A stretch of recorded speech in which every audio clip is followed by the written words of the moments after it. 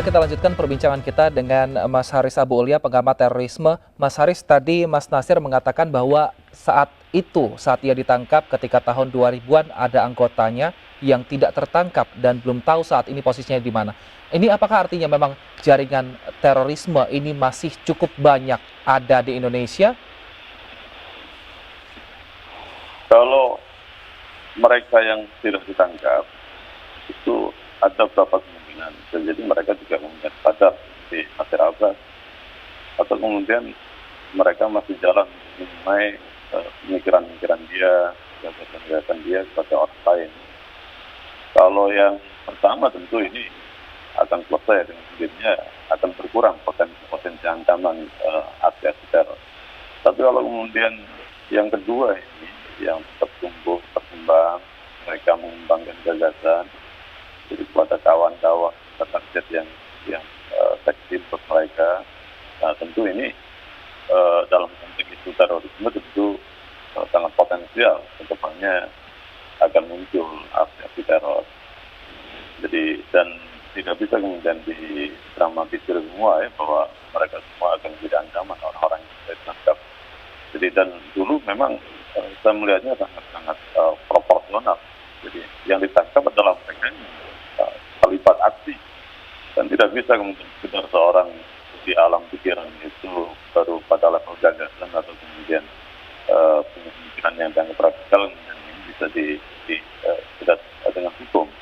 Tentu malah tidak ideal menegakkan hukum seperti itu. Tapi berbeda dengan halnya dengan hari ini, apalagi dengan perpres baru dan sebagainya, ada ekstremisme dan sebagainya, ini lebih peluangnya masif untuk bisa mengaborsi setiap potensi pada konteks pencegahan. Orang yang diindikasikan punya pemikiran yang mengarah pada aksi kerasan, sekalipun dengan evidence 100%, 5% ditangkap.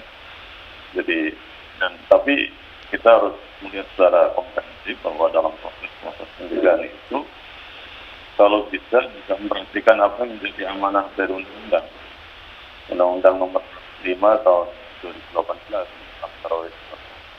Kalau bisa prosesnya itu betul-betul tetap menjunjung tinggi tentang hak prinsip, yakni hak asasi.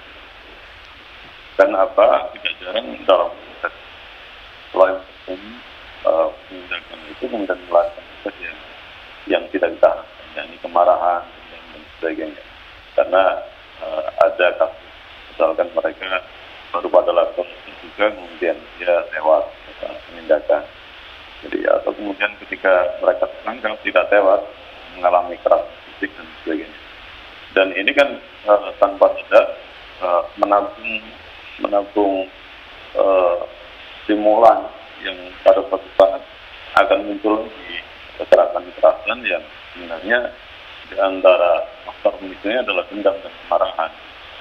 Maka oleh karena itu saya melihatnya sangat berrelatif dengan amanah undang-undang yang sama, yakni bagaimana DPR itu punya peran pengawasan pada pasal 43J pada ayat 1 dan 2 itu jelas DPR yakni mempunyai tim pengawas yang berfungsi untuk mengawasi penindakan terorisme atau pencegahan terorisme ini.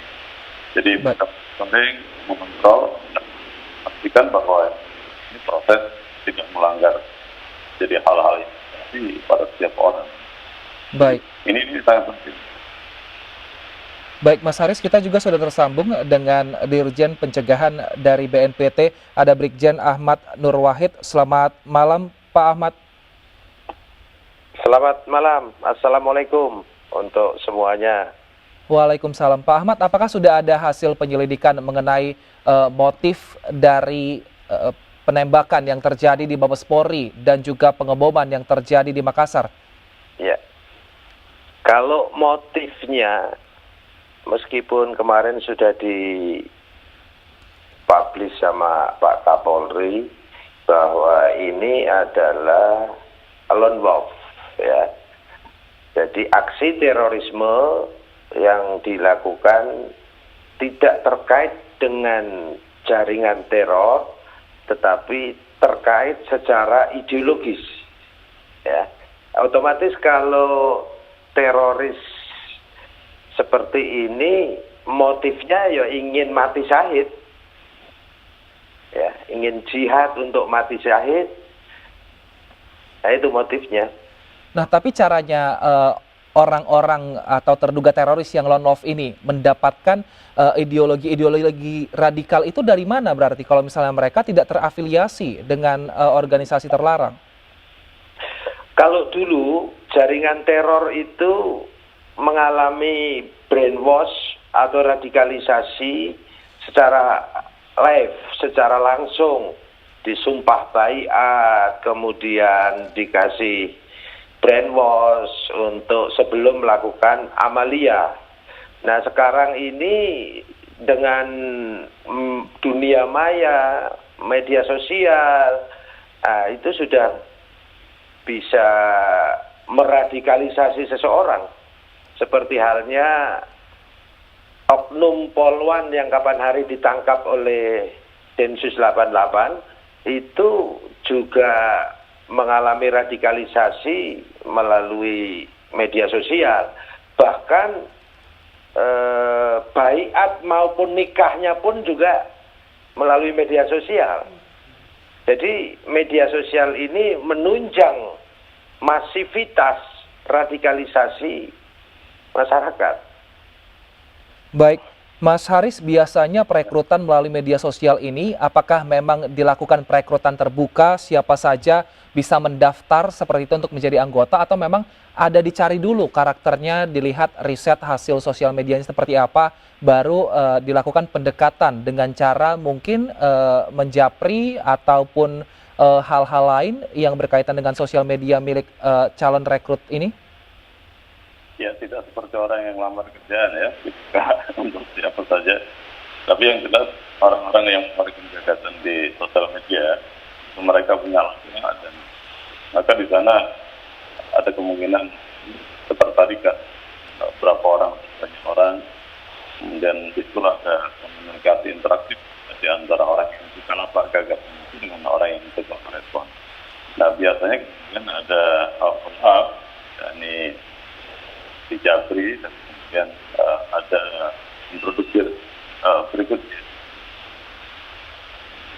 Baik, berarti saat ini juga untuk misalnya merakit bom seperti yang di Makassar, lalu dengan cara menembak anggota kepolisian, itu didapatkan juga dari media sosial? Ya, kalau persoalan gimana merakit, itu udah open source banyak sekali.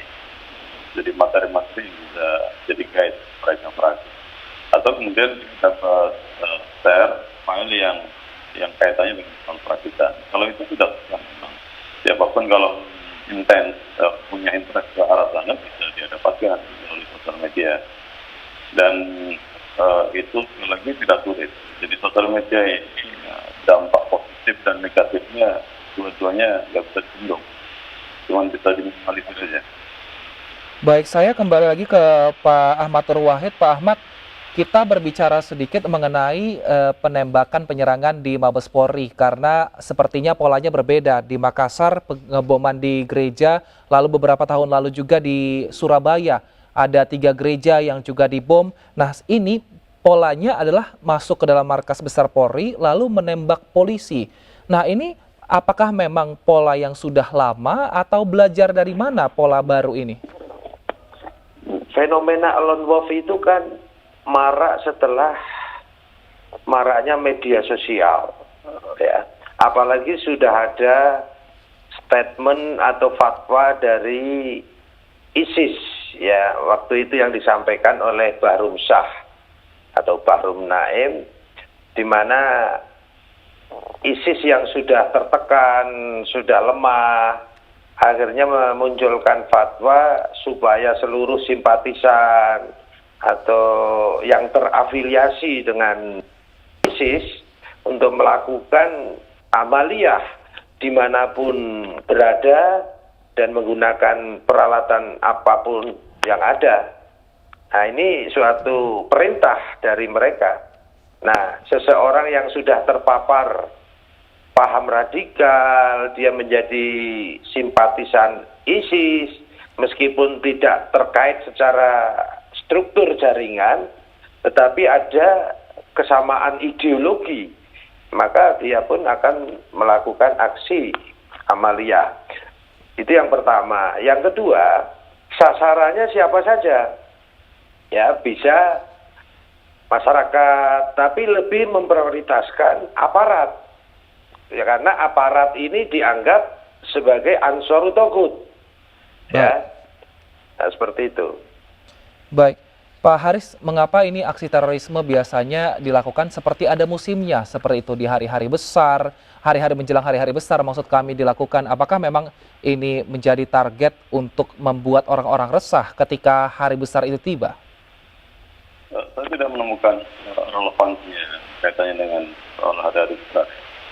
Jadi seperti pada faktor yang memicu mereka melakukan itu biasanya beriringan dengan proses-proses penindakan yang dilakukan oleh Densus 88. Jadi contoh misalnya di Surabaya begitu meledak di beberapa gereja dan ada kasus berikutnya, atau kemudian kasus Makassar ini sebagai contoh, lalu kemudian ada kasus yang di Mabes Polri.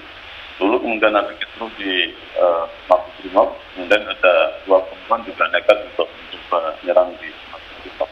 Setelah itu kemudian tenggelam lagi istrinya. Jadi ini tidak semata-mata menggunakan momentum waktu ya. Lebih pada ada case atau tidak, lebih banyak seperti itu. Atau mungkin case-nya bisa domestik Indonesia atau kemudian domestik luar. Jadi, dan kadang-kadang di luar juga akan akhir tahun, awal tahun dianggap momen sangat berbahaya di puasa. Dan tapi nyatanya tidak datang, justru kadang-kadang luar dugaan ya pada masa tenang dan mereka beraksi. Tapi ini mesti ada triggernya, tapi intinya sebelumnya dan adalah ketika kawan-kawan banyak yang di situ ditangkap pada proses pencegahan. Jadi maka kemudian mereka memberikan respon balik. Seperti kasus Makassar, Januari kawan-kawan mereka banyak 2 orang tewas ditangkap, kemudian anak buahnya dan diberikan respon sebagai kasus. Saya melihatnya seperti itu. Baik, terima kasih Mas Haris Abu Ulia, pengamat terorisme telah bergabung bersama kami di Indonesia Bicara. Terima kasih atas informasinya. Dan pemirsa, usai jeda kita masih akan lanjutkan perbincangan kita dengan Brigjen Ahmad Nur Wahid, Dirjen Pencegahan BNPT. Tetap bersama kami di Indonesia Bicara.